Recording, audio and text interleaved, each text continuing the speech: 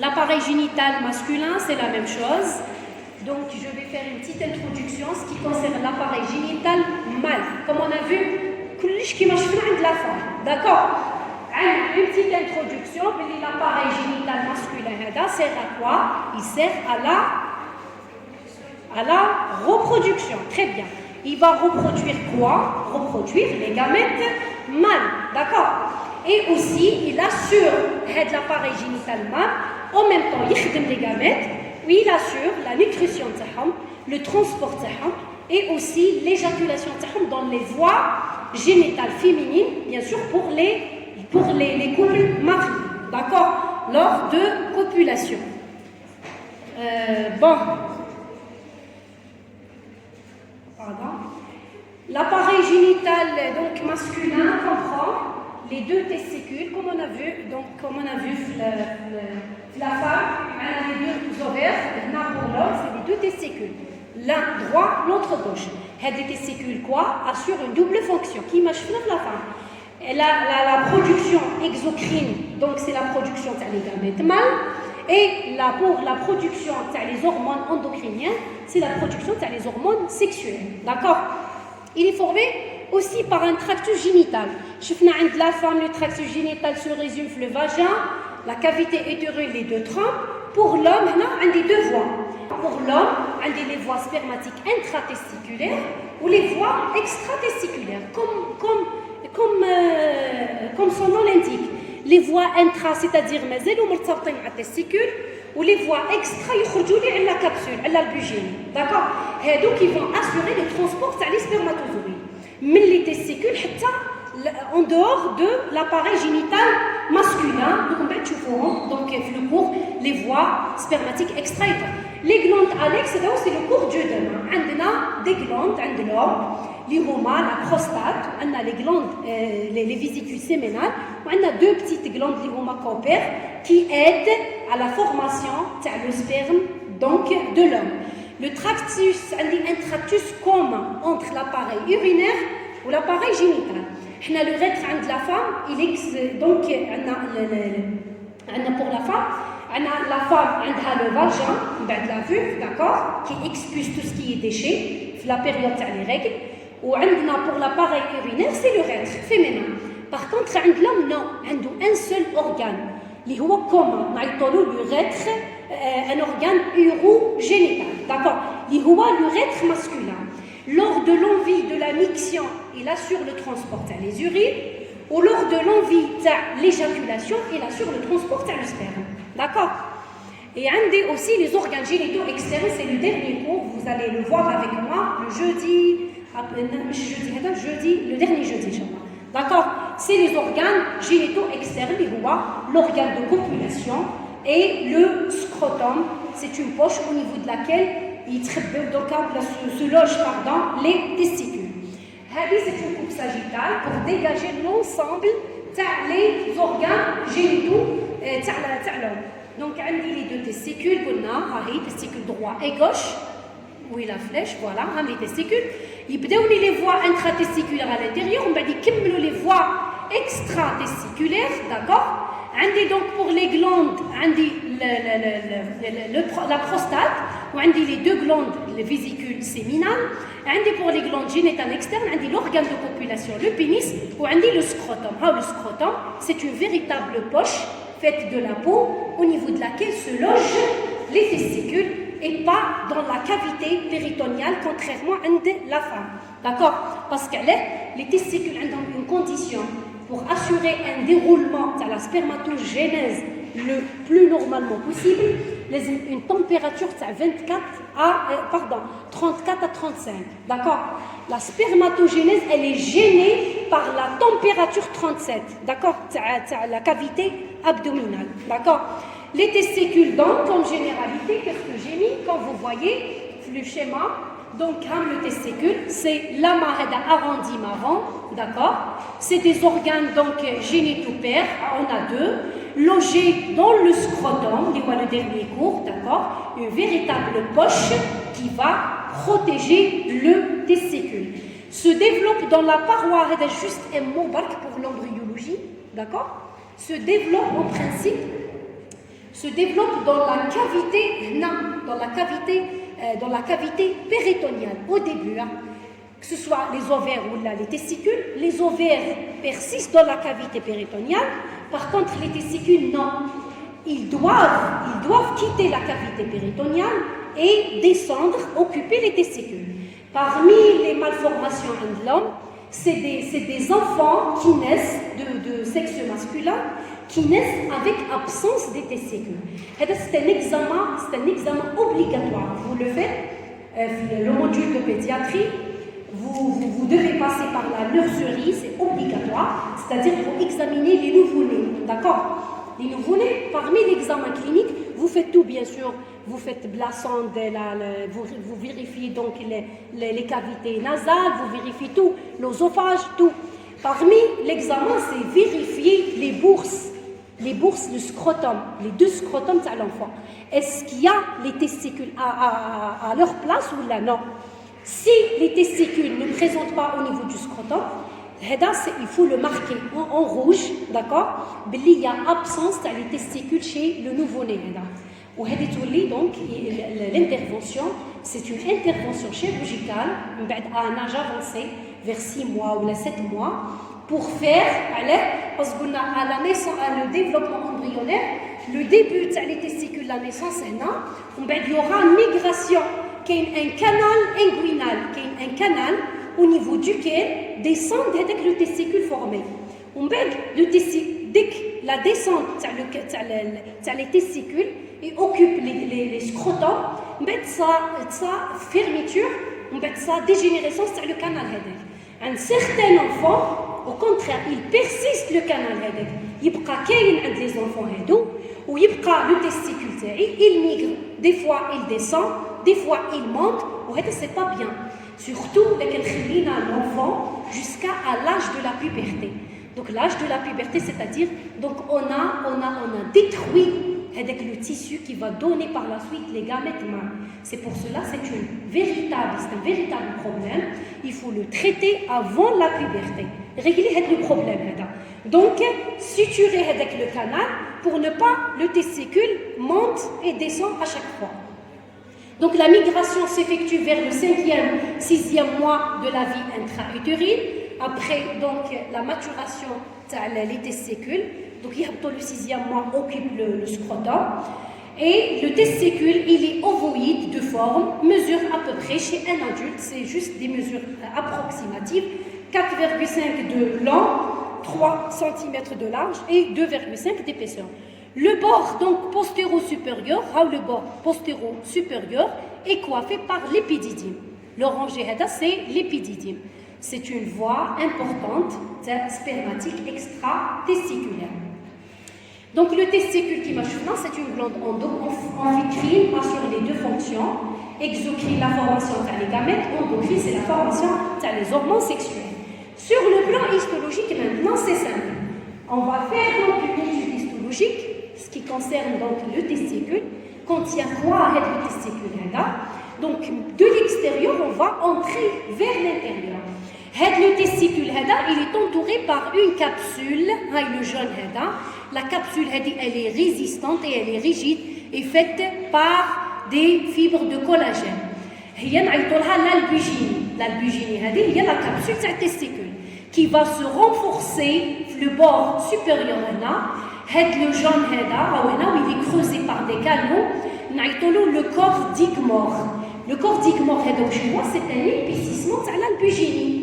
Les fibres de collagène, ils font un épaississement de la capsule, le bord postéro-supérieur de la testicule. Chaque testicule.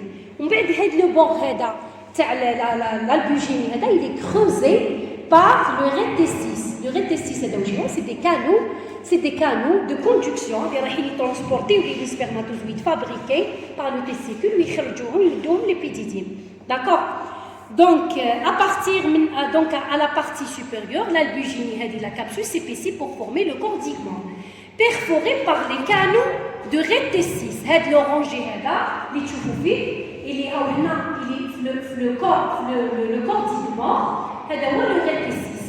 Le rectestis, c'est des canaux, des canaux intratesticulaires, ou des canaux extratesticulaires. Ça fait partie des canaux intratesticulaires. Le corps mort, toujours, voilà, à partir du corps mort, tu vois, il y a toujours le jaune, l'épicisme, l'albugénie, elle va émettre, il va émettre des travées ou des cloisons. À partir de le bord supérieur, il va y des cloisons, des travées complètes. Les cloisons vont les testicules en lobules. Chaque testicule est environ 200 à 300 lobules. D'accord? À partir de l'albugénie. L'albugénie, donc, elle va entourer la totalité du testicule. Elle va se renforcer au bord supérieur du testicule. Elle va émettre des cloisons. Les testicules en 200 à 300 lobules. C'est clair? Donc, au niveau de chaque lobule, se logent les tubes séminifères. Chaque lobule a des tubes séminifères. Les tubes séminifères, c'est la glande exocrine du testicule. C'est des canaux qui vont former les gamètes mâles, les spermatozoïdes. Et je profite de l'occasion pour parler des cellules de Leydig. Les cellules de Leydig, c'est les tubes séminifères. Les tubes séminifères. Bien les tubes séminifères, ils les cellules de Leydig, un regroupement de quelques cellules. Les la sécrétion les hormones sexuelles. Les hormones sexuelles, dans le chef du fil, c'est le testostérone. Le testostérone, l'effet, c'est à la puberté. À la puberté, l'effet du testostérone, c'est l'apparition des caractères secondaires chez l'homme. La pilosité, la voix rauque, le renforcement de la musculature chez l'homme, ainsi de suite. Donc, on va étudier plusieurs lobules. Chaque lobule contient les tubes séminifères. Les tubes séminifères, 3 à 4, ils vont se regrouper un seul tube, le tube droit. C'est le tube droit qui va regrouper les spermatozoïdes. C'est le premier transport des spermatozoïdes. Donc, les tubes séminifères, c'est des transporteurs. Non, c'est l'usine de fabrication des spermatozoïdes.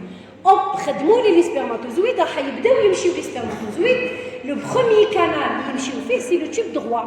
Le tube droit de chaque lobule, il met le testis. D'accord? Les tubes séminifères, ce n'est pas des conduits de transport. Les conduits de transport, vous allez voir le cours avec le Dr Hadid, c'est les voies spermatiques intratesticulaires. Le tube droit ou les testis. C'est juste pour comprendre. Les tubes séminifères, c'est des tubes séminifères. C'est-à-dire, toujours, qui a un conduit ou un tube, on préfère les coupes transversales. Mais chez Choufou, la lumière au Shfira, où elle est entourée par quoi? Donc, les tubes séminifères sont des structures exocrines à la testicule. Alors, ils sont des tubes lents, flexueux, ils peuvent être 1 mètre de long ou 300 micromètres de diamètre. Chaque tube séminifère est entouré par la gamme péritubulaire, c'est-à-dire, tout tube séminifère, le lobe de la testicule, ça n'empêche pas de le renforcer par une autre membrane, la membrane propre. Dites d'orler chaque tube séminifère. Parce que les tubes séminifères, à l'intérieur des tubes séminifères, il y a les cellules germinatives. Les cellules germinatives, par un traumatisme, ils vont s'écraser, ou même les spermatozoïdes. Et c'est le problème. L'homme, il reste toujours vivant, mais il a un problème d'infertilité. Mais il ne d'accord? Parce que les tubes séminifères sont écrasés. Que ce soit par un coup violent, ou là par un accident, ou là, d'accord, sur les deux testicules. Donc, pour la membrane propre, c'est juste encore des schémas pour expliquer le testicule. Le testicule va se diviser en lobules. On a un seul lobule. On dit la lobule, une coupe transversale. On chauffe les tubes séminifères. On a un seul tube séminifère, on va faire l'étude. C'est un tube séminifère réel. Vous voyez tout ça. L'épaisseur est au niveau duquel la spermatogénèse. شفتوا كيما شفنا عند لا فام واش قلنا في لو ستروما اوفاريان حيصرى لي ديغولمون تاع لوفوجينيز عند l'homme maintenant وين حيصرى في l'épithélium séminal تاع le tube séminifère. La spermatogénèse elle va se dérouler au niveau du tube séminifère. Vous comprenez? D'accord? في التube séminifère هي اللي راح تصرى formation تاع les spermatozoïdes. À chaque fois les tubes séminifères la membrane هذه l'épithélium pardon séminal يخدم les spermatozoïdes ومن بعد hop يرميهم في la lumière. La lumière من بعد قلنا elle est en relation directe مع le tube droit اللي هو le premier transporteur تاع les tubes تاع les spermatozoïdes. Donc la membrane propre هذا chaque tube séminifère il est entouré encore, il est protégé encore par une membrane propre. La membrane propre, elle est faite par 3 plans. Une lame basale, des cellules myo-épithéliales ou une fine couche de fibroblastes. هذه هي la membrane basale تاعها. قبل ما ندخلوا حنا le tube séminifère, نلقاو la membrane basale هذه. علاه pour renforcer la protection contre les agressions باش ما يوصلوليش ويكيسوا لي les spermatogonies اللي هما les cellules germinatives. اللي هما les cellules qui vont donner au futur les spermatozoïdes. هاد la membrane هذه فيها 3 plans, la lame basale, les cellules myo-épithéliales وعندي les cellules les fibroblastes. ومن بعد يظهر لي les capillaires péritubulaires. C'est-à-dire من بعد باش يظهروا les capillaires علاه parce qu'عندي هنا les tubes séminifères il n'est pas vascularisé le tube séminifère. Le tube séminifère, après, il est renforcé par la membrane propre, mais les capillaires. C'est pour protéger, toujours protéger les cellules contre une agression. Quand les capillaires, il y a déjà des gens pathogènes. Par exemple, une bactérie ou un virus, j'aime pas que le phénomène de la spermatogénèse qui est perturbé par un facteur X ou Y. Mais la spermatogénèse تندار le plus normalement possible. D'accord? C'est pour cela هذه encore تمثل لي barrière, d'accord, hémato-séminale تمنع le sang انه يوصل لي هنا. من بعد la nutrition تاع هادو elle est assurée par un deuxième type qui se trouve au niveau du tube séminifère اللي هما les cellules de Sertoli. يجيبوا donc les cellules germinales يتغذاو à partir من les cellules de Sertoli. D'accord? Ou les cellules de Sertoli هادو منين يجيبوا الاخر يجيبوا à partir من la diffusion. Ce sera une diffusion à travers la membrane ما كاينش contact direct بين le sang ou بين les cellules هادو germinatives. يصرا c'est par diffusion. C'est par diffusion تاع les aliments positifs ou la nécessaire pour alimenter donc les tubes séminifères. Donc cette membrane est intermédiaire obligatoire entre les capillaires ou l'épithélium. Elle forme donc la barrière hémato-séminale et joue un rôle important dans les échanges métaboliques. Donc les échanges métaboliques entre tubes séminifères et entre les capillaires péritubulaires. L'épithélium séminal. L'épithélium séminal, vous avez fait aussi l'année passée la spermatogénèse. Vous avez fait avec Dr Agoul que la spermatogénèse se déroule au niveau des tubes séminales, d'accord? Ou la séminifère. Donc, l'épithélium, le tube séminifère, il y a un épithélium stratifié, fait plusieurs, c'est-à-dire qui dit stratifié, معناته يتكون من plusieurs couches. هذوك les couches اللي راح نهضروا عليهم هما les stades تاع la spermatogénèse. Ça dépend. La spermatogénèse تبدا من spermatogonie حتى توصل لي la lumière وين le jet تاع les spermatozoïdes. Donc on passe au spermatogonie A, spermatogonie B, spermatocyte de premier ordre, de deuxième ordre. ومن بعد هادو كامل صار عندي deux types de division. Le premier type c'est le métose, le deuxième c'est la méiose. D'accord? عندي la première étape c'est la division métotique qui intervient. Ou deuxième donc division c'est le méiose qui intervient. D'accord? Donc à partir d'une cellule, la succession des divisions, une cellule spermatogonie تمد لي 16 spermatides ومن بعد من 16 spermatides تمد لي 16 spermatozoïdes. علاه؟ تما من 16 من لو ستاد تاع spermatide il y aura plus de division. D'accord? تما كاين لي ديفيزيون قبل ستاد تاع spermatide. Qui يوصل لي رانا في ستاد spermatide تحبس tout type de division. Que ce soit mitose ou la méiose. Donc, le spermatozoïde, que une phase de maturation et de modification, c'est tout. D'accord? Vous allez faire en détail. C'est pour cela je dois passer à la légère. Donc c'est plusieurs multiplications, plusieurs maturations. هذا هو le fameux schéma اللي بين لي les différentes étapes تاع la spermatogénèse. نبداو من spermatogonies A حتى نوصلوا 16 spermatozoïdes. Chaque cellule, chaque spermatogonie وحده تمد لي 16 spermatozoïdes. قلنا برك هنا هادو c'est les étapes de division. Qui نوصلوا le stade تاع spermatide نعيطوا لها la spermiogénèse. Il n'y a plus de division que c'est des phases de maturation et de différenciation. وهاد la spermatogénèse chez l'homme, chez la femme, elle dure combien l'ovogénèse? Le cycle soi-disant, le cycle, hein? Non, je parle de la durée, spermatogénèse. J'ai dit la durée, de la femme par exemple. La femme, la spermatogénèse ou l'ovogénèse, d'accord? Je donne en parallèle.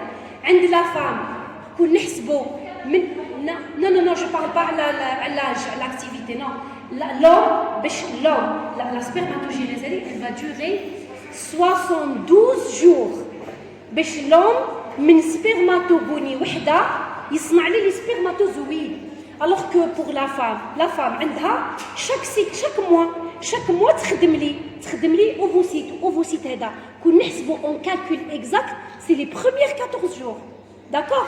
Premières 14 jours عندنا déjà un ovocyte مهيئ la fécondation.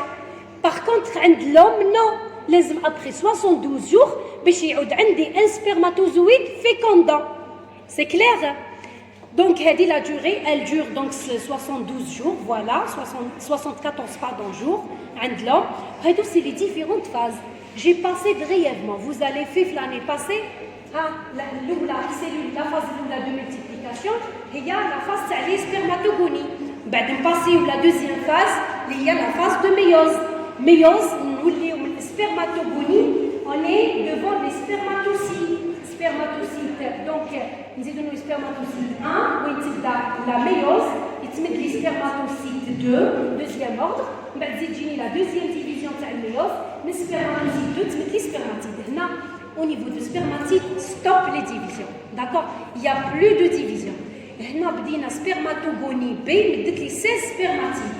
Donc, le spermatozoïde, il y aura la phase de maturation. Il y aura beaucoup de modifications. Spermatide هذا باش يتحول لي spermatozoïde نعيطوا لها la phase de spermiogénèse. هنا ça beaucoup de modifications.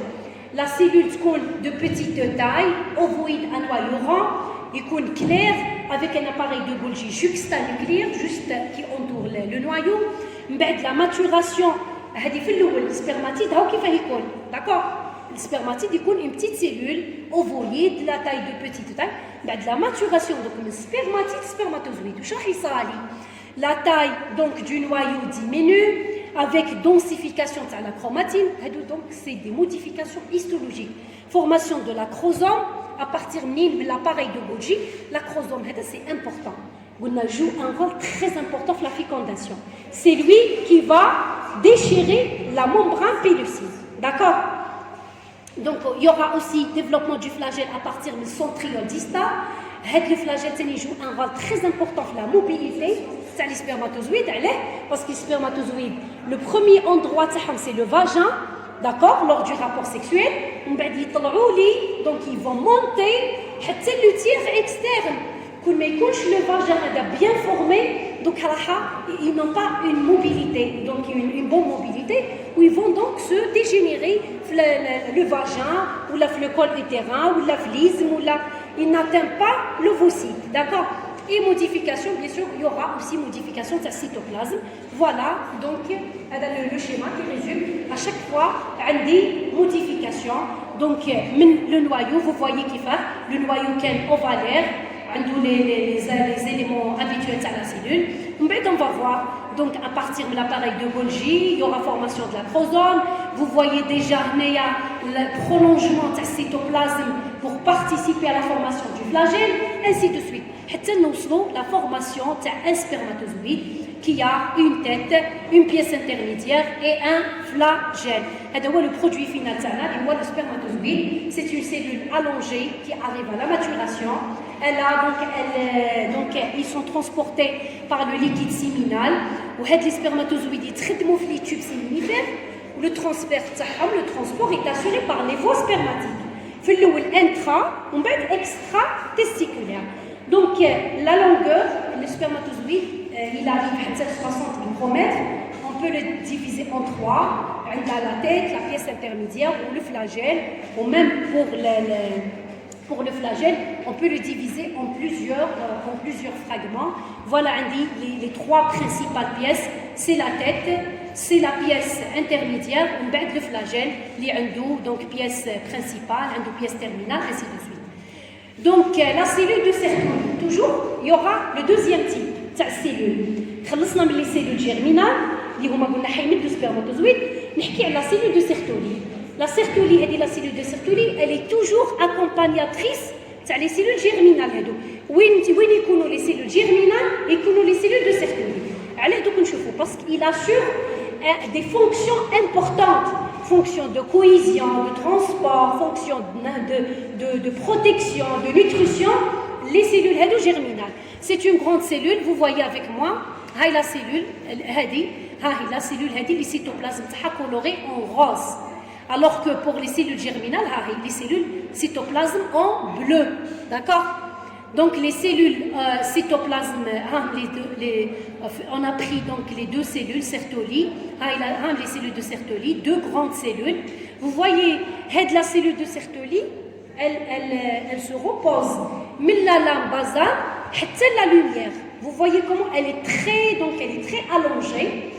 Elle se repose de la lame basale, au niveau de laquelle se reposent uniquement les spermatogonies B. Qui nous les cellules germinales, les B, fermez la porte s'il vous plaît. Donc pour la lame basale, pour les cellules spermatogonies, qui occupent ils se reposent sur la lame basale, les spermatogonies. Il y aura les différents stades. Vous voyez, la ligne germinale, les spermatozoïdes, les différents stades. Spermatogonie A, B, spermatocyte 1, 2, spermatide, mais par contre, la cellule de Sertoli, elle dit une seule cellule. Il n'y aura pas de modification. Une cellule, donc grande cellule, reposant sur la lame basale, où le pôle apical atteint la lumière, contour irrégulier, qui m'a toujours les contours irréguliers, d'accord? Et avec des prolongements cytoplasmiques, les prolongements cytoplasmiques, des prolongements cytoplasmiques, d'accord, entre les cellules, bien sûr, entre les cellules germinales, cytoplasme riche en organite, un cytoplasme très riche en organite, système aussi, elle assure un système de jonction, donc les cellules germinales. Donc la fonction, tellement c'est une cellule, grande cellule, elle assure plusieurs fonctions. Les fonctions de support, de protection, de nutrition pour les cellules germinales. Protéger assurer l'alimentation des cellules. Elle va assurer tout ce qui concerne les cellules germinales. Donc la cohésion assure la cohésion entre les composants de la ligne germinale et déplacement aussi des germinales. On a déplacement de la lame basale jusqu'à la lumière. Très bien. La protection contre les agressions immunologiques, c'est jamais, malgré la protection de la membrane, un germe. La lumière, c'est la macrophage, la cellule macrophagique. Elle va détruire le germe. Échange métabolique, elle assure l'échange métabolique. Bien les cellules germinales ou la cellule de Sertoli, parce que l'épithélium est vascularisé. Aussi, elle participe à la sécrétion, en plus des sécrétions des liquides au niveau duquel circule donc un liquide qui circule dans les voies génitales, transporte les spermatozoïdes. Déjà un liquide de petite quantité باش يخلي الموفمون تاع les spermatozoïdes rapide. يروح للتيوب droit, يروح للغيتستوس باش يخرج لي بالتستيكول. Ou en plus, tellement c'est une cellule importante, elle assure aussi la synthèse de deux protéines. Une protéine ABP, qui va transporter le testostérone, les récepteurs TAO, d'accord? Testostérone, c'est une hormone sécrétée par les cellules de Leydig. Elle va se excréter dans le sang où elle est transportée par l'ABP, la protéine. Elle dit la sertolyse. On a aussi dit l'inhibine. L'inhibine protéine qui assure le rétrocontrôle, qui a une sécrétion assez importante de spermatozoïdes, qui bloquer l'axe. Les FSH, l'axe toujours, on a toujours un axe dépendant hypothalamus, hypophyse, testicule. Tu bloques on a assez de spermatozoïdes, tu bloques les FSH. D'accord? Les FSH, c'est une hormone qui va stimuler les tubes séminifères qui vont les spermatozoïdes. D'accord? Vous voyez l'importance de ça. Nous sommes les cellules de Leydig, les cellules interstitielles. Il y a la glande interstitielle de testicule qui va assurer la sécrétion des hormones sexuelles. Donc la structure c'est une cellule polyédrique, un noyau arrondi, qui m'a la glande surrénale, si vous vous souvenez, la glande surrénale des hormones stéroïdiens. Les hormones stéroïdiens, où se trouve la composante lipidique, très bien, les liposomes. En plus, l'hormone la nature les hormones stéroïdiennes. La cellule de Leydig a la composante qui est les cellules de la glande surrénale. C'est-à-dire mitochondries à crête tubulaire, riche en REL ou inclusion lipidique qui marque la glande surrénale. Élabore quoi? Élabore les androgènes testiculaires ou les hormones sexuelles dans le chef de file, c'est le testostérone qui maintient et assure donc l'intégrité de la lignée germinale et son activité est sous le contrôle toujours. ما تخدمش testicule كل ما يجيهاش un contrôle soit FSH ou la LH. L'histophysio, on a terminé presque, toujours on termine l'histophysio pour savoir toujours relier la fonction, la structure. D'accord? عليه قرينا testicule. Pourquoi on a fait le cours? Parce que vu l'importance نتاعو. Donc le testicule assure double fonction, endocrine, exocrine. Endocrine, la formation des spermatozoïdes. L'endocrine, c'est la sécrétion des hormones sexuelles. La régulation, elle ne s'effectue que par l'axe hypothalamo-hypophysaire. D'accord? On dit donc deux hormones hypophysaires. Bien sûr, on dit l'hormone principale, c'est GnRH, mais l'hypothalamus, parce que vous allez faire ça l'endocrino. C'est pour cela que je ne voulais pas faire une histophysio détaillée. Le GnRH qui va stimuler l'hypophyse. L'hypophyse va sécréter les FSH, les lâches, il va stimuler les cellules de Leydig qui vont sécréter testostérone ou les androgènes les traitements les cellules de Leydig ils vont stimuler la spermatogénèse les spermatozoïdes. Les FSH en synergie, s'il vous plaît. En même temps, les FSH en synergie avec l'hormone testostérone, ils stimulent l'activité des cellules de Sertoli. Où je fais les cellules de Sertoli, l'importance de la nutrition, la protection, la cohésion, et aussi un rôle aussi les FSH dans la spermatogénèse. C'est l'axe fameux qui maintenant de la femme à partir toujours système nerveux central, l'hypothalamus, l'hypophyse. On bête le contrôle, c'est toujours au niveau du sang, la circulation des hormones au niveau du sang qui vont les lâches, qui va stimuler les cellules de Leydig, sécrétion de testostérone. Les FSH, elle va stimuler les cellules de Sertoli en collaboration avec testostérone pour assurer un bon déroulement de la spermatogénèse. Juste pour flash qui m'a fait de l'ovaire, les pathologies les plus fréquentes, c'est les kystes ou les cancers. Pour l'homme, par contre, pour l'homme de sexe, pour l'enfant, pardon, ou le nouveau-né de sexe masculin, on dit le testicule ectopique. Le testicule ectopique, c'est-à-dire le testicule à la fin du 6e mois de la vie embryonnaire, il n'occupe pas la longe de l'escrotum. Il est dans la cavité. Nous avons dit qu'il dans la cavité péritoniale, c'est pas bon. La température de 37-38 de l'être humain, elle va écraser les tubes séminifères. D'accord? Ou ça nécrose, ou l'enfant il n'a plus des tubes séminifères. Qui يوصل à la puberté, باش يخدم les spermatozoïdes, ما عندوش les tubes séminifères. Parce qu'ils sont écrasés par la chaleur de la cavité péritoniale. C'est pour cela, au cours du développement embryonnaire, le testicule reste dans la cavité abdominale ou le canal inguinal, soit يبقى في la cavité abdominale ou là le canal inguinal, c'est pas bien. Parce que la température est de 37 à 38, elle va écraser, inhibe la spermatogénèse. Et aussi, on a aussi un autre processus qui se développe, qu'on يبقى testicule. Là, le risque, c'est tumeur, c'est la tumeur testiculaire. D'accord? Ou pour les oreillons aussi, je dis toujours, qu'il y a un virus qui attrape la glande parodie, la glande salivaire. Vous avez fait les glandes salivaires, voilà, qu'il y a un virus, il chute les glandes salivaires et tout le parodie. Il dit, les oreillons, peut-être vous avez vu déjà, les enfants qui c'est la glande parodie qui va augmenter c'est grâce le virus dans les oreillons.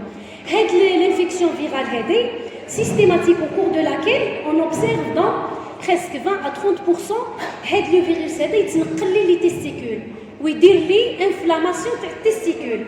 C'est pour cela, l'inflammation des testicules, c'est pas bien pour le garçon aussi. Donc, il chauffe un enfant a les oreillons, je dois le traiter le plus possible. Parce que le virus mais il ne les testicules. Si c'était une fille qui a des oreillons, il n'y a pas de souci. Donc, elle va se disparaître avec les oreillons. Donc, mais le garçon, la seule chose, il est chanceuse à la femme. Le cas de le virus, il attaque l'homme, d'accord? Le virus, il attaque le garçon. Donc, il y a deux places, la parotide ou le testicule de l'enfant. S'il arrive où il y a l'inflammation de l'enfant, c'est pas bien.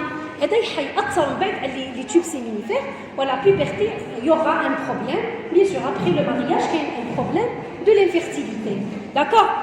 C'est pour cela, si vous observez, vous êtes futur médecin, si vous observez un enfant qui présente donc une parodie augmentée, c'est-à-dire l'enfant il a les oreillons, il faut dire à leur maman qu'il faut traiter le garçon le plus tôt possible. Parce qu'il y aura des conséquences après, l'infertilité. Et on a aussi la varicocèle. Varicocèle, l'homme présente la pathologie bizarre, les varices, c'est un testicule. D'accord? Une comment dirais-je, le retour veineux, mais il s'arrache le plus normalement possible. Ça a une dilatation des vaisseaux des testicules. Et il y aura une varicocèle chez l'homme. Et ça empêche, parce que le retour veineux, le sang, il est dans le testicule. Donc le retour, tout le monde le sang, on dit chaleur. Ou tout ce qui est chaleur, ce n'est pas bien pour le testicule. Il va influencer sur le déroulement de la spermatogénèse. C'est pour cela que ce n'est pas bien aussi qu'un homme présente des varices et ne pas les traiter, soit par voie orale, par des médicaments, ou bien le stade 4 ou 5, c'est par la chirurgie. En principe, le cours est terminé. Je vous remercie.